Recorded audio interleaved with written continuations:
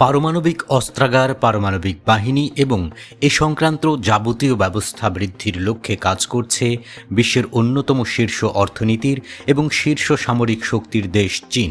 British বার্তা সংস্থা রয়টার্সের এক প্রতিবেদনে এ তথ্য উঠে এসেছে। মার্কিন সামরিক ও অস্ত্র নিয়ন্ত্রণ বিশেষজ্ঞদের মতে প্রচলিত সামরিক অস্ত্রের বিশাল সংখ্যা বৃদ্ধির পাশাপাশি চীন তার পারমাণবিক বাহিনীর আকার এবং সক্ষমতা দ্রুত বৃদ্ধির কাজ শুরু করেছে। মার্কিন সামরিক বাহিনীর কমান্ডার জেনারেল অ্যান্থনি কটন গত মার্চ মাসে কংগ্রেসকে বলেছিলেন, চীনের প্রেসিডেন্ট শি জিনপিংয়ের নির্দেশে 2027 সালের মধ্যে তাইওয়ান দখলের জন্য চীনের সেনাবাহিনী প্রস্তুত থাকবে। এজন্য স্থল, আকাশ এবং সমুদ্র থেকে নিক্ষেপ করা যায় এমন পারমাণবিক অস্ত্র তৈরির দিকে ধাবিত হচ্ছে দেশটি।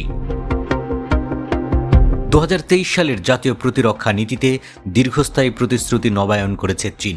প্রতিশ্রুতি অনুযায়ী কোনো পরিস্থিতিতেই প্রথমে পারমাণবিক অস্ত্র ব্যবহার করবে না দেশটি।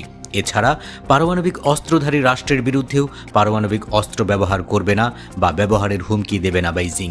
চীনের প্রতিরক্ষা মন্ত্রণালয় বলেছে, পারমাণবিক যুদ্ধ জয় করা যায় না এবং তা চালানো উচিত নয়। বেইজিং আত্মরক্ষার জন্য পারমাণবিক কৌশল অনুসরণ করে এবং প্রথমে ব্যবহার নয় নীতি অনুসরণ করে। চীনের সামরিক শক্তি সম্পর্কে বার্ষিক প্রতিবেদনে পেন্টাগন বলেছে, চীনের কৌশলে সম্ভবত প্রচলিত আক্রমণের প্রতিক্রিয়ায় প্রথম ব্যবহার অন্তর্ভুক্ত রয়েছে। গত বছরের শেষের দিকে প্রকাশিত প্রতিবেদনে পেন্টাগন জানায়, তাইওয়ানে প্রচলিত সামরিক পরাজয় যদি কমিউনিস্ট শাসনের অস্তিত্বের জন্য মারাত্মক হুমকি হয়ে ওঠে, তাহলে বেইজিং সম্ভবত প্রথম পারমাণবিক ব্যবহারের কথাও বিবেচনা করবে। তবে এর তীব্র বিরোধিতা করে বেইজিং।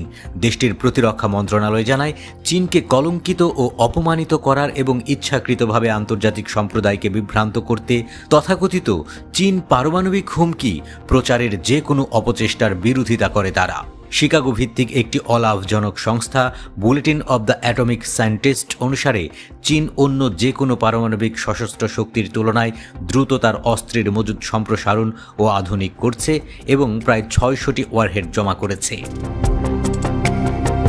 সংস্থাটি বলেছে, চীন প্রায় 350টি নতুন ক্ষেপণাস্ত্র শাইলো এবং রোড মোবাইল লঞ্চারের জন্য বেশ কয়েকটি নতুন ঘাঁটি তৈরি করেছে।